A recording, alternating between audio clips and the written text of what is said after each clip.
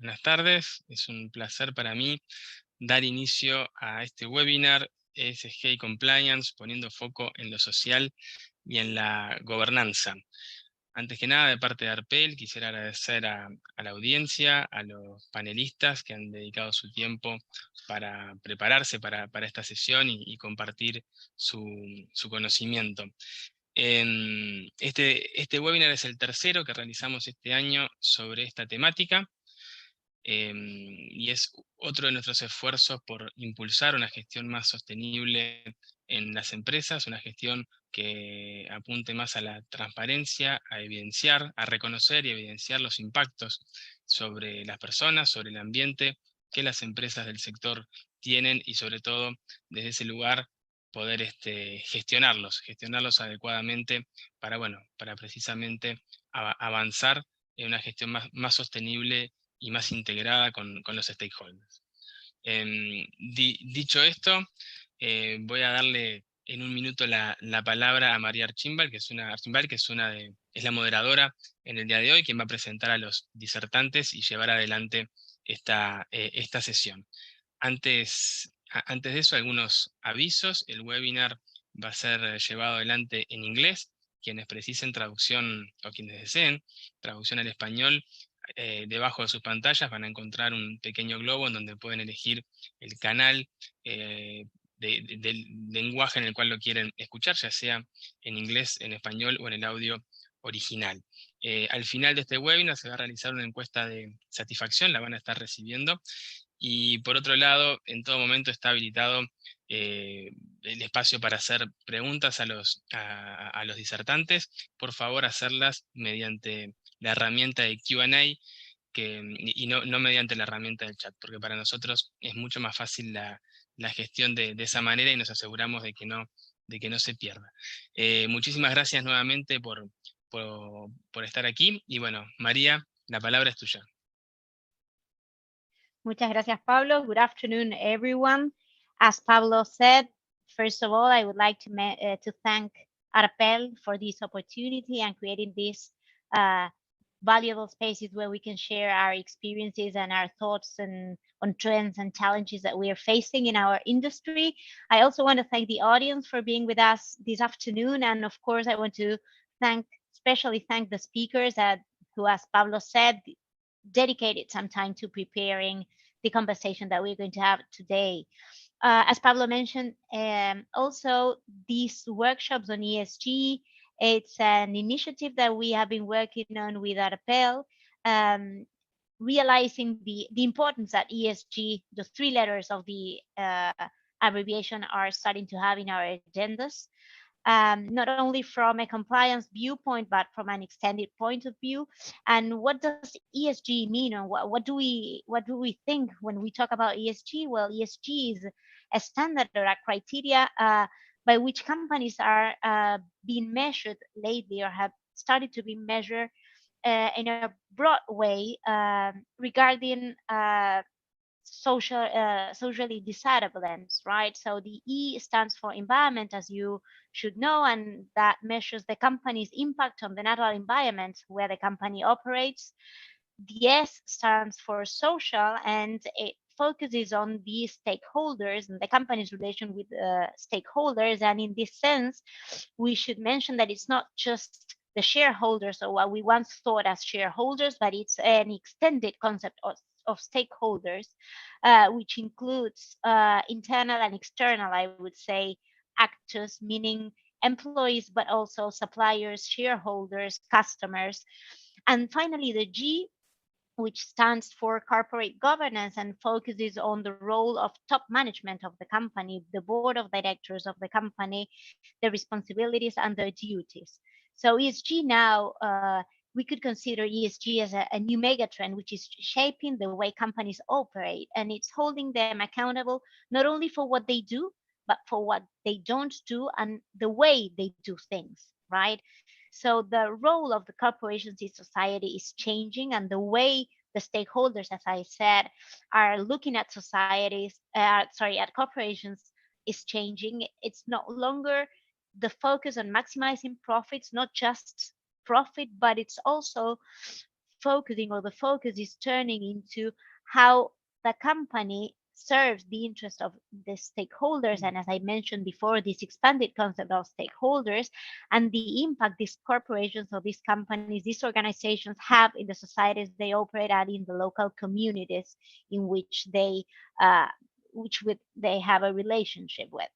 So that said, and this I'm going to talk from my experience. My experience is that in the last few months, I've seen a lot of panels talking about the E in the ESG, the environment aspect of the abbreviation. And we think with the speakers here and our panel tonight, this afternoon, that the S and the G are also as important as the E. So what we wanted to do this afternoon is to dive deep into these other two letters of the abbreviation. So for the S, we have Nana Dankwa Jefferson this afternoon with us. Nana is General Counsel for America Land and manages from Schlumberger, and manages a team providing legal support from operations in Argentina, Bolivia, Chile, Ecuador, Colombia, Peru, US land, and Canada land. She has worked with Schlumberger for over 16 years in various roles, like legal positions, providing support and guidance to operations and technology, and in compliance roles in benefits and in human resources. So thank you, Nana, for being with us this afternoon. And Alessandro Ferreira. Alessandro is Regional Compliance Officer for South America from Equinor. He has more than 10 years of experience in Equinor in different roles, supporting diverse areas such as technology and development, upstream, midstream, and regulatory. Before entering Equinor, Alessandro worked for the largest telecommunications company in Brazil. He graduated in law from the Rio de Janeiro University and obtained a postgraduate degree from the Fundação Getúlio Vargas. He's currently taking a master's in anti-corruption studies in IACA, International Anti-Corruption Academy, based in Vienna, Austria. Thank you so much, Alessandro, for joining us this afternoon as well. And that said, Nana, please. All right. Thank you, Maria, so much. And it's a great opportunity to be here with you all this afternoon. You gave a great example of ESG, right? In general, kind of where it is and where it's come from and where we are now. What's interesting to me, and maybe to some of you, is also now we're hearing a lot about sustainability, right? And so one of the things I was thinking about was, well, sustainability, ESG, are these one and the same? Are they different? And actually they are different, right? ESG is exactly what Maria was sharing. And sustainability is, how are you going to maintain this, not just today and tomorrow, but into the future? So I am one that likes imagery and analogies. So for me, it makes me think of a train. Right, in your train cars, you have your E is in one car, your S is in the other car, your G is in another car. All of these cars come together to form your train, but they cannot move forward without a track. And your track is sustainability. That is what's moving you, allows you to move into the future and beyond. So for me, sometimes I take those analogies and I use that as a way of trying to understand the picture of what it is that we're doing and what it is that we're hoping that we're going to do in the future. When I thought about this topic, I kind of broke it down a bit into the who, what, and how. So just a little bit of background on Schlumberger. Maybe most of you are familiar with the company, but as with any other organization over time, your purpose, your goals, your mission shift a bit, right, with what's happening in the environment at the time. So our general purpose is that, together we create amazing technology that unlocks access to energy for the benefit of all. And with that, our vision is that we will define and drive high performance sustainably. And our foundation is that our sustainability strategy is built on the foundation of protecting the health of our employees and managing HSE risk in the workplace and our operations, along with a commitment to operating ethically and through responsible sourcing. With that, our employees represent more than 160 nationalities and have experience in over 120 countries. So that does give us a unique position. And, we'll talk about that also some more and probably through some of the discussions we'll have. But we, as all of us are, we're always evolving. Things are always changing. So that's a little bit on the who. When we talk about the what and the social sustainability now, because you're hearing environmental sustainability, social sustainability. So this social pillar is an important one, as Maria was saying. Social sustainability is about identifying and managing business impacts, both positive and negative, on people across our value chain and in the communities where we work and live. As an organization, we're basically taking this pillar and breaking it down into three categories, you can say. One is dealing with human rights and diversity and inclusion. Two is keeping our people safe. And three is local content in-country value. And so that's a good way to kind of take a look at how do you want to approach social sustainability within your organization. At Schlumberger, our human rights journey started a long time ago, but in the recent years, the landscape has shifted, as we've heard. There are many forces that are driving action for human rights. Public interest is high, regulations are making expectations enforceable, and our customers are now requiring significant human rights commitments from their suppliers. So as part of this human rights and diversity and inclusion category, we're also looking at safe working conditions, grievance mechanisms, and this may be something that Alessandro might speak to as well, is having the ability and the means by which, if someone believes that there is a violation of some policy, procedure, local law, regulation, that they can report that, and that you have a system in place that can investigate and look into it. So that's very important to have. As well as part of the human rights and diversity and inclusion, and I'll just probably refer to it as D&I, is the equality of opportunities and non-discrimination. So it's just really important that there's so many facets when you're talking about human rights and D&I, and I'll talk a bit about kind of the how as well. Keeping people safe, well, that's just important. It's just in general, but we also have employees that work in high-risk environments. So it's also making sure that we're doing what we have to ensure that they're safe, but also the communities and people around them are safe as well. Again, with the, well, not again, but with the focus on zero fatalities and also continuous improvement when it comes to recordable injuries. Right? And then for local content and in-country value, I think you can really sum it up by saying it's having respectful interactions. Again, this may not look the same for every company because we all are going to work in different geographies, different jurisdictions. But when it comes to dealing with where we work, is making sure that we are being respectful in regards to how we work and how we engage with the individuals that are in those particular locations. And again, I say this before, but we're uniquely positioned because we've always had the spirit of keeping people safe and having these interactions. Now, as we're kind of on this ESG journey, it's taking some of the actions that all of us have already maybe had in place and kind of categorizing them, right? Putting them in line with some of the principles and guidelines that have been provided. So we have this universal framework that many of you may be familiar with. If you look at the United Nations guiding principles and other principles and frameworks that are out there that allow us to recognize these efforts cross companies, cross industries, and cross geographies. One thing we have to always remember is that due diligence is key in the area of human rights, right? While we have the guidance that's offered, it is the responsibility of the business to determine the internal systems and the requirements that employees must adhere to and comply with. And this may not look exactly the same for every organization. I know for Schlumberger, we have many documents and guidance documents, one of them being our blueprint in action, our code of conduct.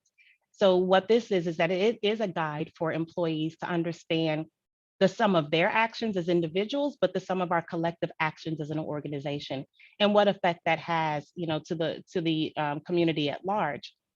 In addition, we have human rights position statements, modern slavery statements, working condition requirements, and a lot of this is available publicly on our website. So that's a little bit of kind of the what, right? But then it's like, well, how? Where do you kind of start? What do you do? I talked a little bit about the framework and the type of guidelines and structures that are out there from the UN perspective and others. But one that's really important, and that all of this takes a lot of effort and initiative, but having a sustainability culture, right? How do you embed the importance and the need for focusing on the S for the social into your decision-making process, into your tools? How do you operationalize sustainability?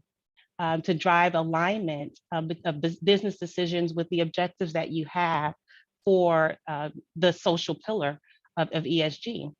One thing, for example, at the organization is that every named executive officer has at least one strategic personal objective related to sustainability. And so I know Maria mentioned and Alessandro would talk about the tone at the top, right? So again, are you, as they say, walking the walk and talking the talk? It's more than just having it on a piece of paper, but it's actually showing that you're taking those actions, having tangible things that you can show that are actually taking place and driving that social aspect or social pillar of ESG. Also, it's recruiting where you work. You know, again, for a company set up the way we are and working in different geographies, it's critical for people to be able to communicate with our customers in their native languages and to share the values of the people in the countries where we work. And so, you know, I see it all the time if I'm visiting, and, you know, in Argentina, you have people there that are going to speak Spanish. If I'm visiting, and I'll mention Ghana, because that's a personal one to me, you may have someone that speaks Twi. So you're going to have those individuals that are there that can communicate with the local community as well. So that's important. Another one is empowering local teams. So supporting societies and communities and contributing to, again, what the UN refers to as sustainable development goals by understanding local impacts, aligning with local priorities, and accelerating action. So there are 17 SDGs, say the Sustainable Development Goals, and they are there to recognize that action in one area will affect outcomes in others, and that development must balance social, economic, and environmental sustainability. So, you know, as an organization, they've taken a look at these SDGs and have identified different areas where we've taken action. Some of them, of course, run across ESG. One, for example, is quality for education, number 4. And, you know, we run coding clinics or robotic workshops. If you're discussing SDG number 5 with gender equality, there has been mentoring programs. And since 2020, we've organized more than 650 mentoring sessions to help accelerate women's readiness to assume key leadership positions. And even with reducing inequalities, right? There has been work with Reconciliation Act plans in Australia. So there's been different initiatives that have taken place, but that's a good roadmap, right? Or a way to identify, where can I plug in? Where can I make a difference from a social aspect by utilizing the SDGs that have been laid out for us? And from a human rights perspective, we've also developed a human rights framework. And that was created by putting together a human rights working group. And here again, you're pulling individuals from the basin or the division and the functions, and they're working together to advise on human rights risk and review operational effectiveness of our program. They're also utilizing what they're referring to as the 9 fundamental principles, and I won't go through all 9, but just to give you an example, like being able to have free choice of employment, that we are not going to engage in child labor, no discrimination, wages are respected. So you take these 9 fundamental principles and you say, well, how do we build on these 9 fundamental principles? And we're probably already doing these things anyway, right? But now it's kind of memorializing and really taking a closer look at how do we communicate what we're doing. And then educational outreach. So again, I told you in the beginning, I like the analogies, right? And so this is probably not a new one, but I call it pebble versus rock and the ripple. So I say that, you know, you can drop a pebble in the water and it's going to have a ripple, right? Now, it may not extend as far as you would have liked, but it still has a ripple nonetheless. You can drop a rock in the water, and that may be this grand, big effort, and it will have a ripple as well. It probably will ripple further for longer, but both ripples will stop, right, at some point. So to me, the sustainability portion of that is that you keep dropping the pebbles. Maybe you drop a rock, but maybe you drop a pebble, but that means that that ripple keeps going, right? And that's the sustainable part of it. And I mention that because we have different companies at different levels with different resources, and every company's efforts may not be that I go and build a computer lab. It might be that I send 2 people out to have a career fair with the employees, or high school students, or you run a workshop to raise awareness about climate change, or you have a session to discuss career opportunities for women in the energy industry. So it's just a reminder for all of us that it's not always the rock, it can be the pebble, and it can still have such a great effect. Okay? So that's my little soapbox on educational outreach. And two more areas, one being supply chain. And this is really a significant area. To date, our supply chain teams around the globe have worked with more than 187 suppliers to complete self-assessment questionnaires to identify and understand the risk of modern slavery and help us verify compliance with our working condition requirements. So we've completed 6 independent human rights audits of our facilities and suppliers in 5 countries. So again, that's a great effort, and one that is going to continue for some time to come. And it takes a team to make these things happen. And I guess you could say last but not least is diversity and inclusion. One of the things that the company did was one of the, I think was the first in the industry to publish a pay gap report for women. And they recognized that there was about a 2.86%, if I'm correct, discrepancy in the pay between men and women in the workplace. But that, again, calls attention to the fact from a social aspect that there's still work to be done.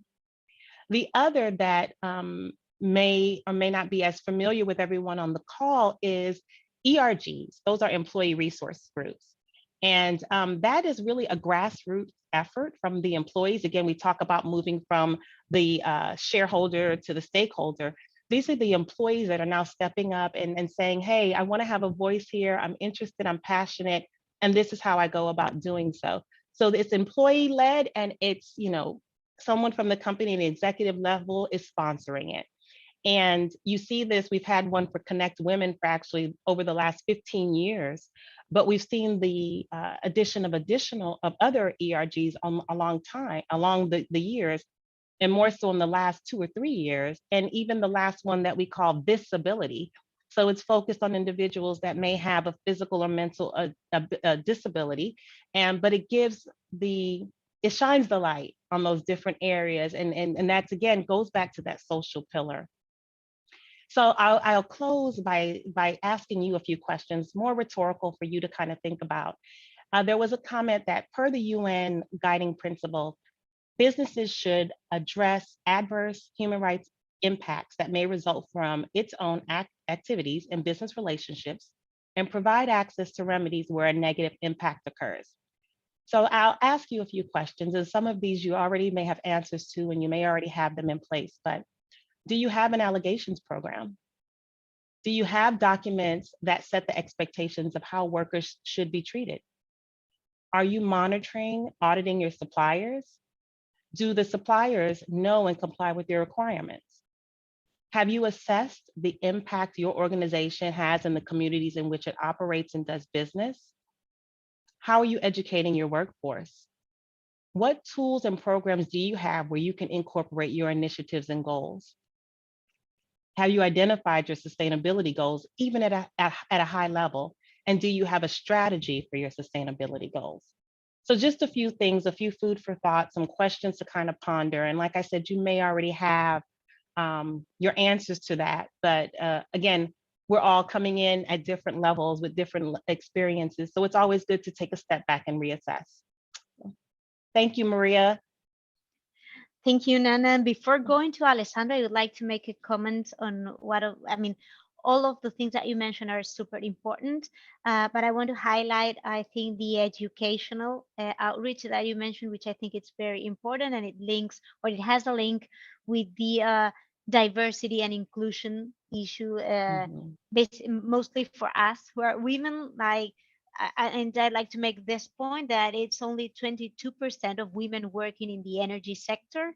And that gap that we need to bridge is not only, or it's not only thought of or analyzed from the women, professional women, meaning women working already, but also at the university level. Yes. So there's that's a huge educational gap where we need to attract talent to energy related careers, So I mean, as I was listening to you, this information came to my mind, and I think it's very, I mean, the point that you're making on the educational outreach, of course, aligned with the SDG number 4, it's very, very important. So I just wanted to highlight that. Thank you for your Yes. thoughts on that And issue. Maria, just to piggyback on that, just real quickly, is you're so right, and it's even starting younger.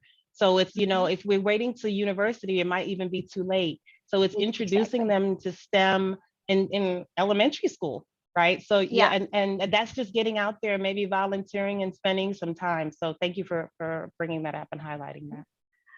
Thank you so much, Alessandro. So please. Yeah, thank you, Maria. It's a pleasure to be here. Thanks for Arpel for having me here today. I was supposed to go directly into the G part, the governance, but I can't resist, and I will make some comments to what Nana's said.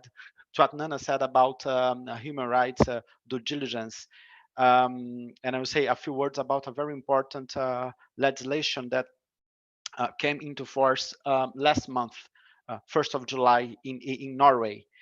And I work for Equinor, a broad energy company, which is headquartered in Norway. So it's really a pleasure to talk about human rights, which is an issue that's really close to our heart and very important to our company.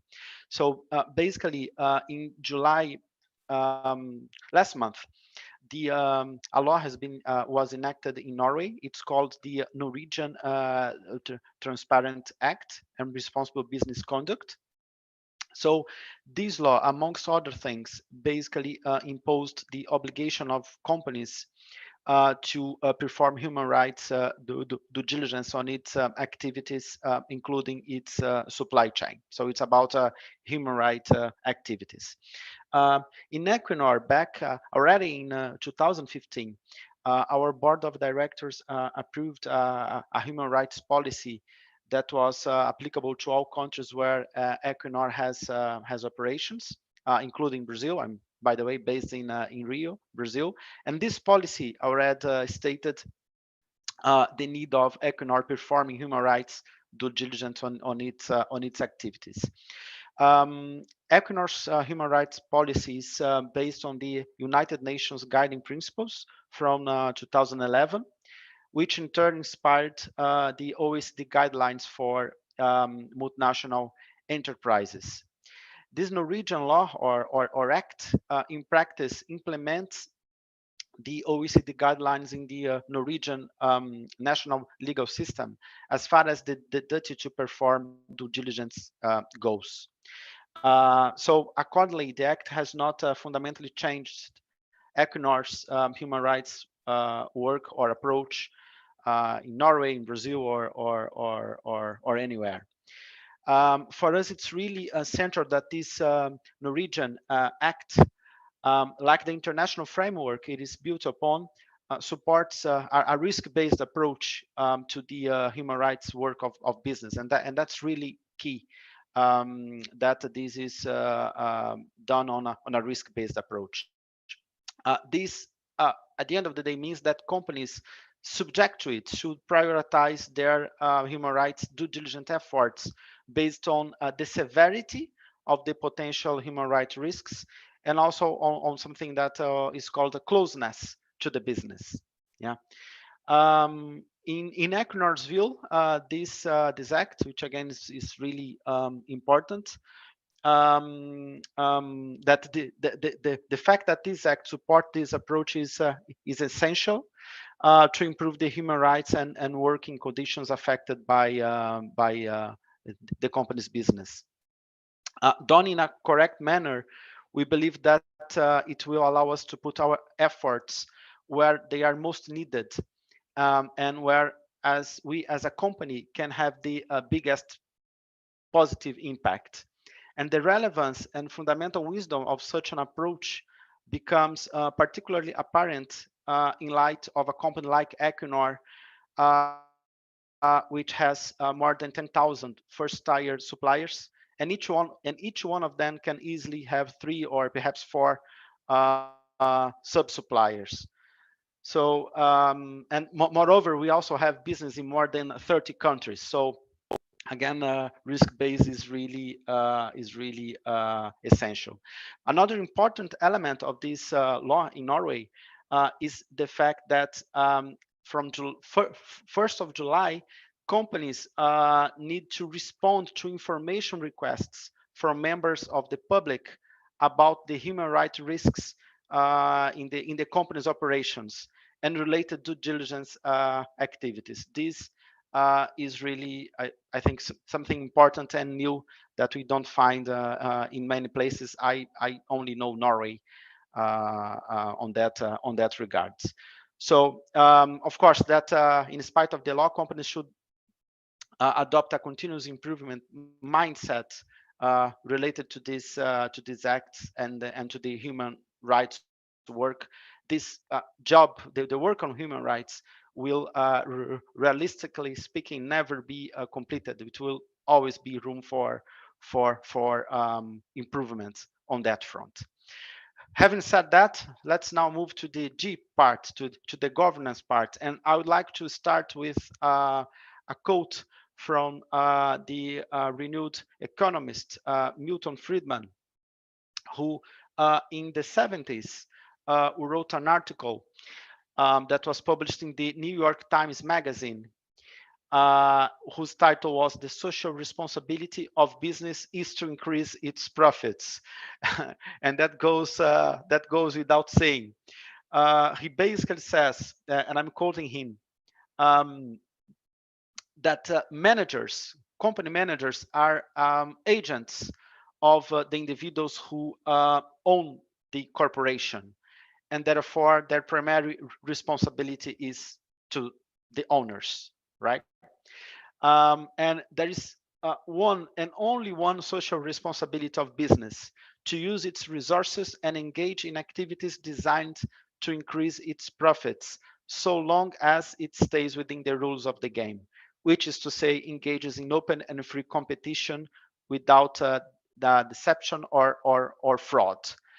So as Maria already mentioned, we have come a long way. It's 52 years since this article was written by Milton Friedman, and we should all agree that CSR, corporate social responsibility, goes much beyond, from a company point of view, goes much beyond maximizing its profits. Of course, that this article was written in a given context, but I invite all of you to go there and check. It's an interesting reading from historical perspective. When it comes to the G, governance, it obviously has to do with managers, the way companies are set up. It has to do with the rule of law, basically following the law, but actually goes beyond that. Corruption, as all we know, is a threat to both the business and society. And here is where CSR has a role to play. CSR used to relate to philanthropy or charity, but nowadays is really merged into companies' corporate governance. In 2006, there was another article published in the Harvard Business Review magazine. The authors were Michael Porter and Mark Kramer, and they argued that CSR should focus on matters that relate to the company's core business and also have a significant benefit to society. So CSR activities should not be seen, the way I see it, should not be seen as a solution to address the negative consequences that companies' operations bring to the society. It should go beyond that. And more specifically, the battle against corruption is instead an opportunity to create what's called shared value, which in the views of Mr. Porter and Kramer means policies and operating practices that enhance the competitiveness of a company while simultaneously advancing the economic and social conditions in the communities in which it operates. When seen through the CSR lenses, The fight against corruption goes much beyond self-defense or damage control. It's not something that we should do. We should not fight against. We should not fight corruption because this is good for the business. Because if I have policies and procedures in place, chances are that if something bad occurs, I will get a credit, or I can escape any type of fine or punishment. Rather, so it's not something that we should do to avoid liability if bad acts occur. Companies should proactively promote compliance for the good of the society, and the anti-corruption efforts need to effectively improve the lives of people. I'm not talking about compliance with the law only. I'm talking about ethics as well, and how to bring this ethical element to all decisions that the corporation takes. And when it comes to the corporation as such, we do need to kind of talk about the managers and the top, yeah, and the ones who are at the top, because they are the ones setting the tone. I have been reflecting amongst the various elements, the various components that, when present, make a compliance program effective. I have been wondering which one of them is the most important one. And I tended to believe that the most important element would be risk assessment, because if you don't know your risks, you know nothing. But that's probably a biased answer, and a biased answer because I work for a company where there is tone at the top. Yeah, and what does tone at the top means? It means the fact that the management is really committed to ethics and in doing the right thing. So what if that was not the case? Yeah, what's the purpose in creating a beautiful spreadsheet with all the risks, the integrity risks listed, mitigating actions, and so on, if no one cares about them? Would it matter spending time drafting splendid policies and procedures that no one knows? What about delivering compliance trainings if no one is actually listening to them? So I would definitely take a turn at the top at my starting point as the most important element for an effective compliance program. What the FCPA resource guide says with respect to tone at the top is that the board of directors and senior executives must set the proper compliance ethics tone for the rest of the company. And why is that important? This is because the middle management and the employees, they get inspired by the top leaders' behavior, who are seen as role models. So the idea is to create a ripple effect by which the top leaders inspire the middle management, who in turn inspire all the workforce. But it goes beyond that. The authorities, they have clear expectations towards how managers articulate company standards, and to what extent they are communicated to the workforce in unambiguous terms. So if there are leaders listening to us at this moment, I would like to ask you, when was the last time you addressed compliance or ethical issues with your team? It's quite common in the oil and gas sector to have saved moments, right, before any meeting, because the safety culture is so entrenched in the oil and gas sector culture that no one forgets that sessions. And there's this old saying that claims that two things may kill an oil and gas company. One, it's a safety incident where people get hurt or causes pollution, or a compliance scandal. So true, isn't it? So why don't you take the opportunity to periodically reinforce towards the employees the importance of taking ethical decisions? In addition, managers shall also take responsibility for adhering to such terms in good faith. And Nana already mentioned that it's about really walking the talk. how harmful is it for an employee to see his or her manager paying a bribe despite the code of conduct clearly saying that is not tolerated? So actually, this is the worst possible combination because employees can easily get cynical about it and consider the internal rules are just window dressing. Also, is the manager willing to stand firm and support compliance, even if that means walking away from a business opportunity? Or he or she will try to go around and rationalize the issue. Like, yes, we have a policy here that says X, but in this particular case, that's a nice test. Actually, how many business opportunities does your company lose each year due to compliance reasons? Compliance is sometimes painful, and doing the right thing is not always easy. Last, I think it's about having true ownership about the company's compliance program. The managers they own the compliance risks, not the compliance department, right? We are here pretty much to support. So is the top management familiar with the main compliance risks the company face and what's being done to reduce them to an acceptable level? Does he or she know whether the employees have been attending the mandatory compliance trainings?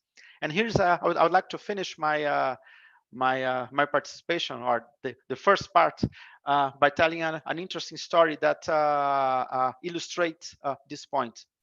I worked for a company, and then I was on my desk working, and then the country manager. It's a simple story, but still it makes the point. So then the country manager at that time came to me and said, "Look, I was drinking a coffee at the coffee place, and I saw, different safety posters on the wall, and there was a TV over there as well with numbers, safety numbers, right, being displayed." And he told me, "I could not see any code of conduct. I mean, the handbooks in that area, and the employees go there quite often. I was not seeing. I couldn't see the numbers. Yeah, the compliance numbers, the ethics helpline numbers. I couldn't see anything about compliance, about the code of conduct.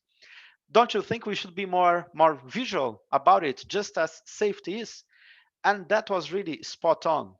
And this is an indication that this manager really thinks that compliance belongs to him. So it's something closer to his heart. It's not a task that should be the compliance department responsibility. No, he was there thinking about what was going on, and he came with a suggestion. So I think this is the type of behavior we would like to foster in our companies, and it would help quite a lot the G part of the ESG word. Yeah. And just Maria, real quick to piggyback on to Alessandro, when I hear that story, and I'm smiling because I was just visiting a location and you're walking around and you see the safety, which is very important. But I started to ask, do they know how to report? Where's the numbers? Where's the posters? And when you talk about that manager, that's kind of your tone at the middle. And that's important too, because the tone at the top is great. You need that, but they're not the ones that are on the ground day to day, right, with some of the employees. So you need that tone at the middle, with middle management also understanding and sharing that with their employees as well. So that was a good example. Thank you, Nana, for your insight as well. And I want to take up, before starting the questions, and of course the questions for the audience as well. I do agree with something that Milton Friedman said, and that you mentioned, Alessandro, which was, you said something like profit so long as it stays in the rules of the game. But what I think that he did not take into account at that time is that the rules of the game are very dynamic, and so they have changed, and that's why we are talking about these issues this afternoon, right? And taking a little bit from these changes in rules, a question for you, Nana, is have you seen or sensed this change or broadening of stakeholders in the company and the way you, I mean, in your everyday activity for Schlumberger? And if that's the case, how? Yeah, it's a great question, and I think so, right? I think that, I touched on it a little bit before, that we've always kind of had that spirit there, but there has been an evolution or a transition over time. And I go back to kind of one of the examples before, because as a stakeholder now, that stakeholder can be internal and external, right? It's your potential candidate that's looking for a job and wants to know what are you as an organization doing? And it's your current employees that are saying, hey, I've been here and I want to see how are we progressing. And again, what are we doing that goes beyond what's on paper? And I think one of the ways that I've definitely seen that has been with the employee resource groups, because now you actually have the employees that are joining together, stepping up, wanting to see these particular issues being addressed, or at least having a community of people that understand what it is that maybe they in particular are dealing with. And so you kind of see these grassroots efforts, and I think it's still it's not chaotic in any sense of the word. It's very structured. And then you will have executives, so the executive leadership also sponsoring these groups, right? So they're still being employee led. They're the ones that are doing volunteer work. They're the ones that are coming together, bringing in speakers, different topics. So, I was just meeting with someone the other day, and she's forming a STEM class for the Girl Scouts, right? So again, it's getting the girls exposed to STEM when maybe they wouldn't have been otherwise. So I'm definitely seeing from that type of stakeholder management from the employees, definitely more involvement. And when you talk about ESG and the social pillar and wanting to make sure you have this culture, it's when you start to see the employees on the ground who are not ESG champions or sustainability champions. They're your field engineer who says, they raise their hand and say, I want to be a part of this.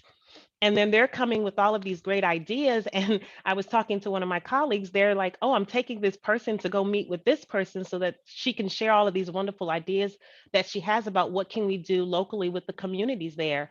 That's when you see that kind of involvement coming from the ground up. And if it's coming from the top down, then I mean, I think that is of course, it's not, I don't want to make it seem like it's completely easy, but it's a recipe for success if you can have, both sides coming together there. So I definitely have sensed that the change. I think there's always been that level of involvement, but it's definitely more visible now than it was in the past.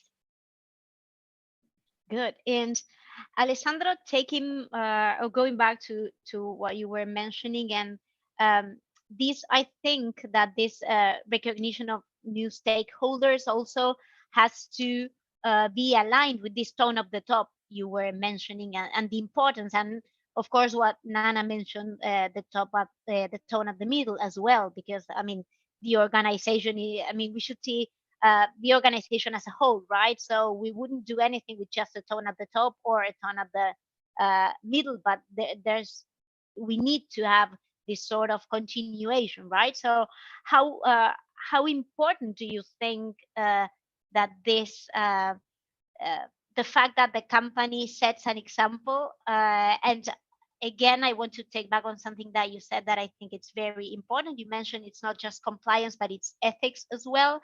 So there is an objective component that would be complying with whatever regulation is there to be complied, but also the fact of doing that with the conviction that that's the only way that you can do your business, right? Which would be the ethical part or the more subjective or aspirational one, which I think that they should be together. Just as you mentioned, it's not just the compliance or regulatory part, but also the aspirational part, or the belief that you're doing things in the right way, because that's the only way you can do things, right? And so how important is that to the tone at the top and the success of the company?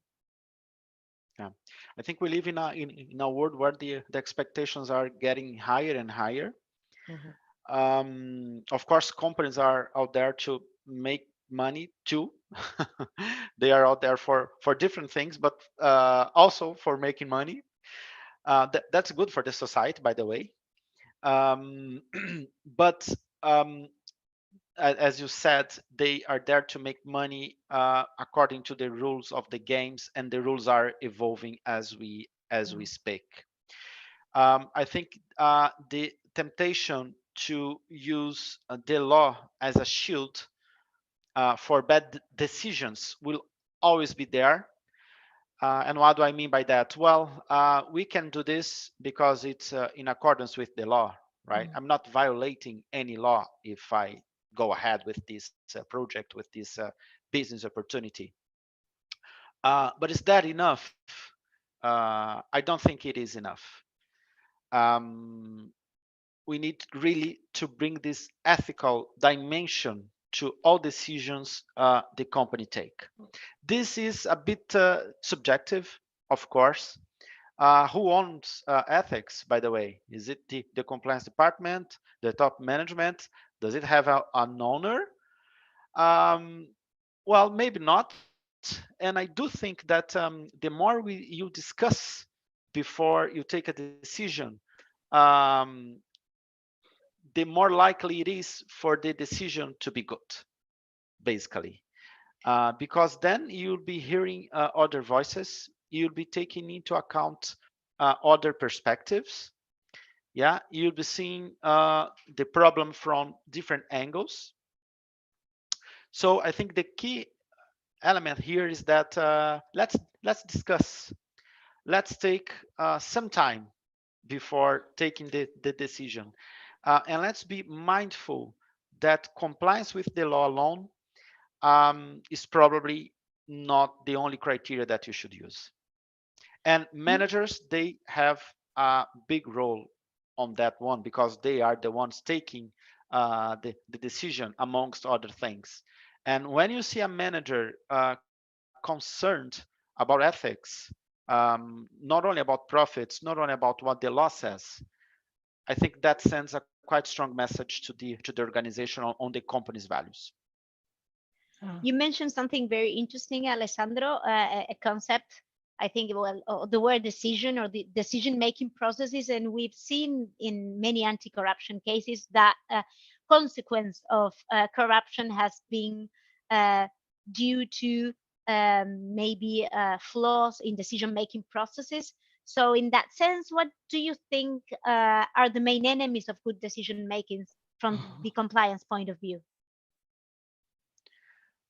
The main enemy, I think it's us. We are human beings. We are biased.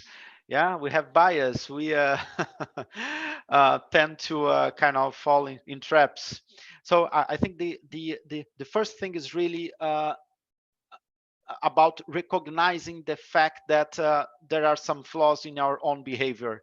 We should be aware about those flaws in order to kind of be mindful about them and try to overcome them in some shape or form. When it comes to the enemies, more specifically, I think I can give you three examples that I use quite frequently in my trainings here. I think the first enemy is what we call a conformity, right? Which has to do with this tendency we as human beings have to copy someone else's behavior. So in the compliance world, this can be translated as the more employees in a company act ethically and within the law, the more likely it is that the other employees will copy this behavior. And we copy people's behavior because we want to adopt the prevailing beliefs and practices because we fear that we might be excluded if we don't do it. This could have a positive effect if, yeah, there are more, if most of the people are doing the right thing, or the opposite, or the negative effect in the opposite side. And here, I think rationalization also comes into play, right? Because and this is another characteristic of human behavior, and this is beautifully explored by Dan Ariely. Not sure if you heard about him. He has really interesting videos and books about economic behavior. But he basically says that we want to look at the mirror as human beings and see a good person, yeah, at the other side. So I'm good. I'm a honest person. But at the same time, we have this temptation to take advantage. Yeah.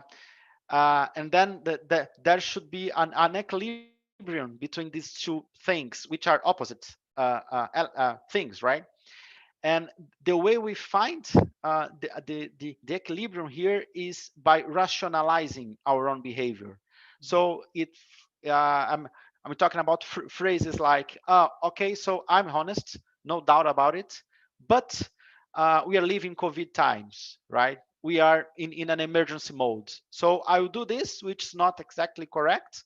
I will, for instance, commit a fraudulent acts against the company I work for, employee fraud, because I fear that I could lose my job.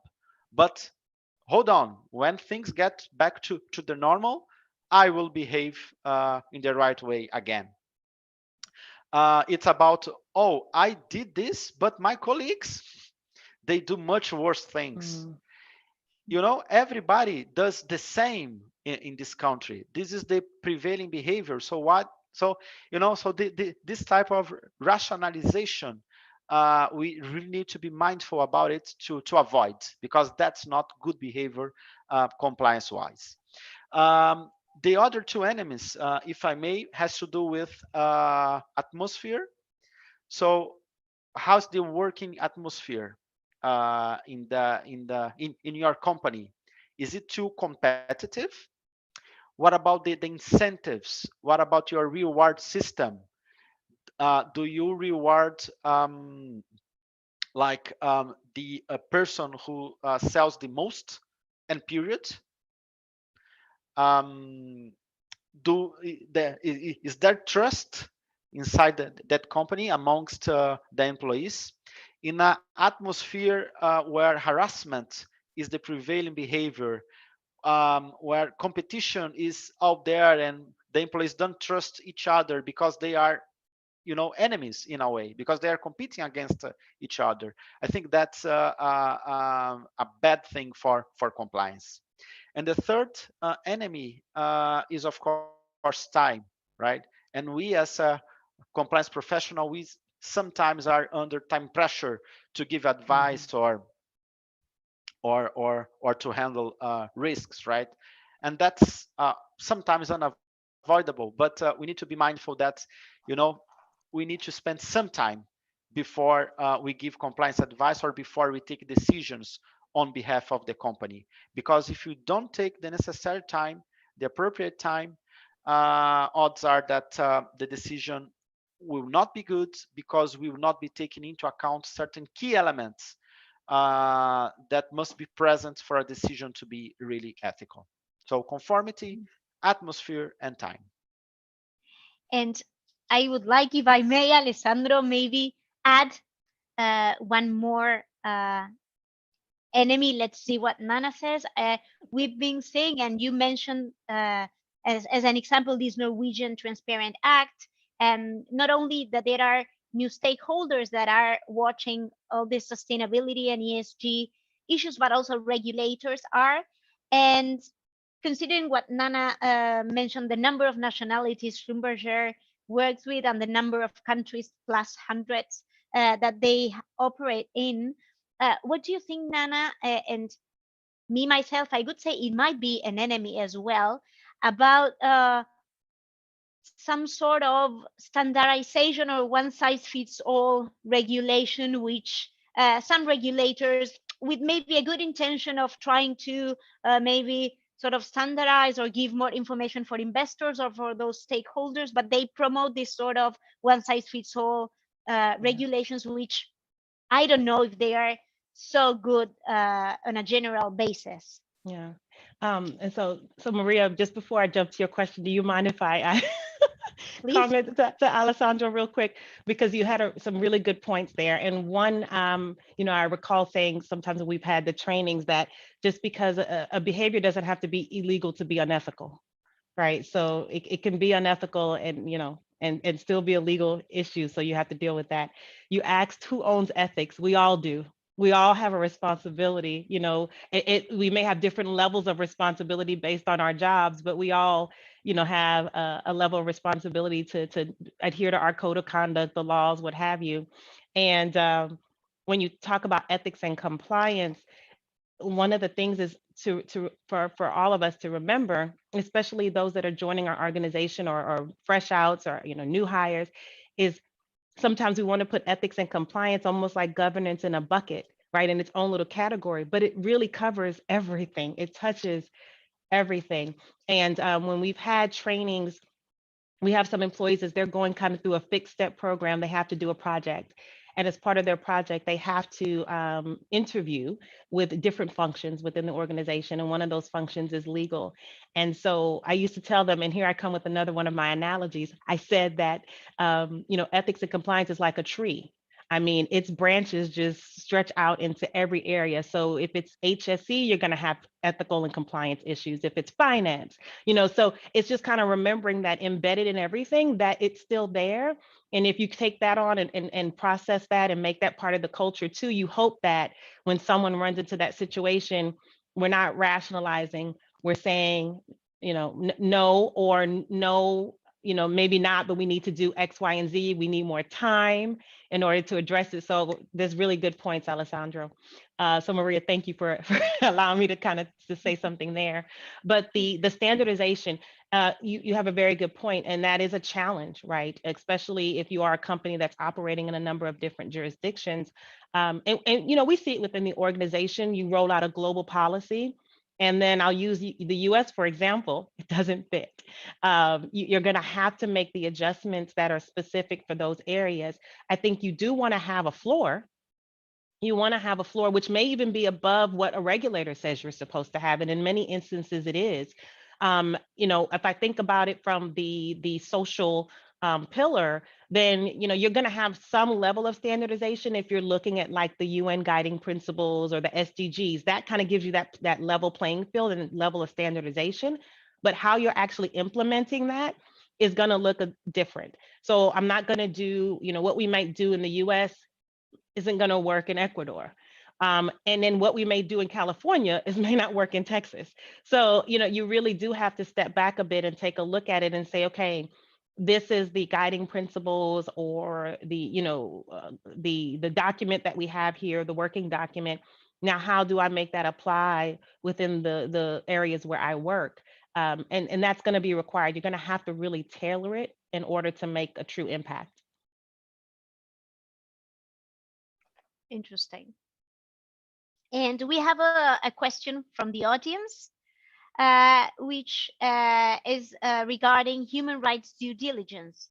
Which activities, or they are asking us to give us examples of activities related to human rights due diligences.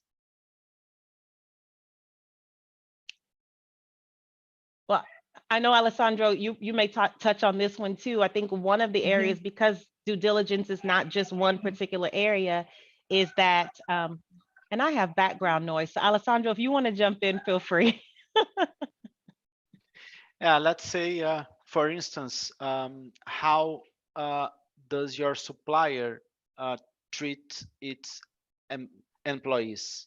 So is it so that he kind of gets passports, that he calls people from abroad to work on a particular site or yard or whatever, and then as part of its HR policies, then the passports are retained before the employees are actually pay the or repay the expenses that the company at the first place paid for bringing this person from abroad to that particular company. So what's your standards, labor standards, for instance? What do you do? How do you treat? Do you provide sanitation to your employees? Do you provide food with quality, for instance? So labor standards in general connected to the workforce. Well, I was thinking while I was rereading the question and listening to you, Alessandro, also, and what you mentioned at the beginning of this new Norwegian regulation, uh, we tend to ask, like, oh, human rights due diligence or specific thing, whatever it is, due diligence. And I think that we should go towards not just asking like human rights due diligence, but these things should be concepts that are already immersed in our due diligence processes as something normal. I mean, I know we are, I mean, going there, right? It's, I mean, as we mentioned at the beginning, there's a change, there are new stakeholders, there's an agenda which is being uh, enlarged and enlarged day by day with all of these issues. But I think that we should walk towards not asking or not talking about human rights due diligence, but into sort of internalizing and normalizing those concepts in our ordinary due diligence processes, right? Including integrity due diligence. So it's not integrity due diligence, human rights due diligence, and due diligence. No, it's due diligence with everything in it. You know, I agree, and I think sometimes we definitely want to have our processes and procedures in place. Sometimes a bit of due diligence is as simple as talking to people. You know, when you get out there and you actually kind of, you know, maybe get out on the shop floor or out in the field and you start to talk to people, some of the things that Alessandro even mentioned, you know, how would you have heard about it? Perhaps, you know, if, you know, yes, you're going to do the due diligence, but you would be surprised at what you hear when you just kind of get out there and talk to people. So sometimes it can be, you know, just as simple as that, in addition to all of the other things that you should have in place. And you made a really important point there, Nana, because I think that the fact that going there and talking to the people, that's what builds bridges. And so once you talk, they talk back. And so you get all this sort of rapport, which you mentioned at the beginning, saying, okay, we need people to report anything that is not complying with the regulation and that they sort of are part of these things. And once you go and talk to them, they will most probably start sort of feeling more comfortable building that relationship and talk back. So that's, I think that's a very, very important point that you were making. Yeah, it's about putting boots on the ground, as we say in compliance, right? It's about going there and checking what's actually happening with your own eyes and not being told about it by someone else. I think that's an important element as well. Good. And so one last question for both of you. In given all such important things that we've been mentioning and all the highlights regarding sustainability and this the S and the G, which challenges do you foresee? And even do you foresee that maybe there might be pushbacks? How do you see the whole picture in that sense? Yeah. I think, you know, one of the things is that, you know, could there be challenges with different, you know, areas within, and not just the ES and the G, but, you know, from a customer or supplier perspective, yes. But I think that probably one of the biggest challenges perhaps is that this is a fast moving area and you're going to have parties moving at different speeds and at, you know, varying levels of experience, resources, what have you. So I think that's may be a bit of the challenges, trying to get those systems and things in place if you don't already have it. And then if you are dealing with a supplier who is not as robust as you are, you know, and that could be one of the pushbacks, right? If you have someone who maybe doesn't have either the financial resources or the personnel in place to have a system that might mirror yours. You know, I'll give you one quick example where, and you all have probably experienced it, where you have agents. So you have individuals or organizations who are conducting work on your behalf before a government agency or official, and you have to vet them the way you would right there. If they do something wrong, you've done something wrong.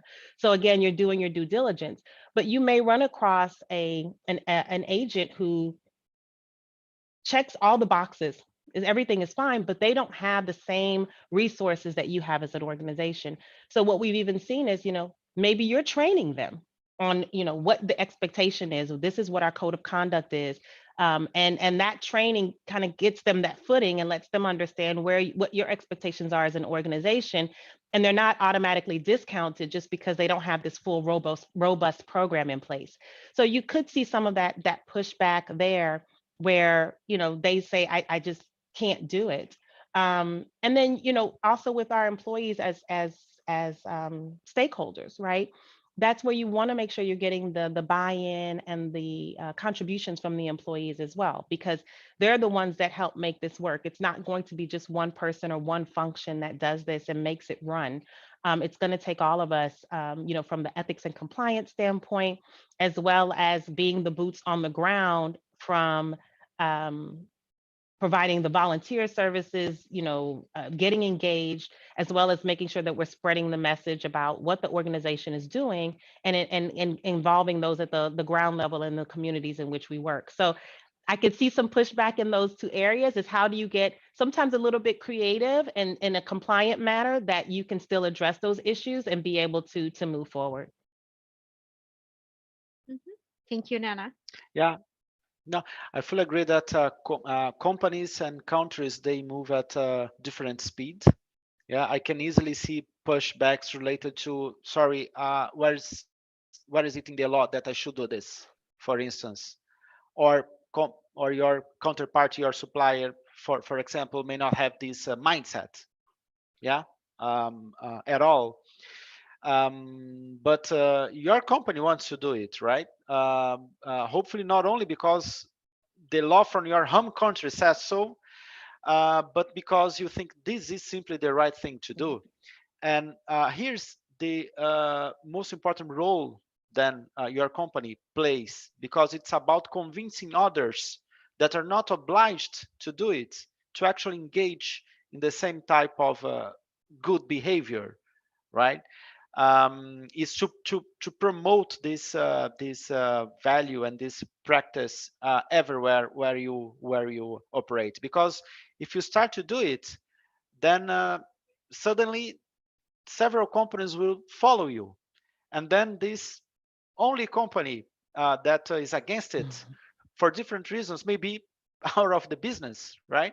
Because no one would like to have it as a partner. Yeah, I think that what you just mentioned, it's these new stakeholders, right? So and I think you, Nana, mentioned this internal and both external stakeholders. So you're going to be more or less attractive for your own employees and for everyone who's looking at you from the outside, whatever it is, investors, regulators, your peers, I mean, other companies in the sector. So, and again, this makes me think to a thing that we mentioned before, which is example, right? And so that sets the tone, I think, of what we want to do regarding sustainability, ESG in the sector. So given that there are no more questions from the audience, I will just want to thank you again, Nana and Alessandro, for joining us this afternoon for this super interesting conversation. Thank you, Arpel, and thank you everyone in the audience for being with us this afternoon. Thank you. Thank you. Thank you. Bye-bye. Bye-bye.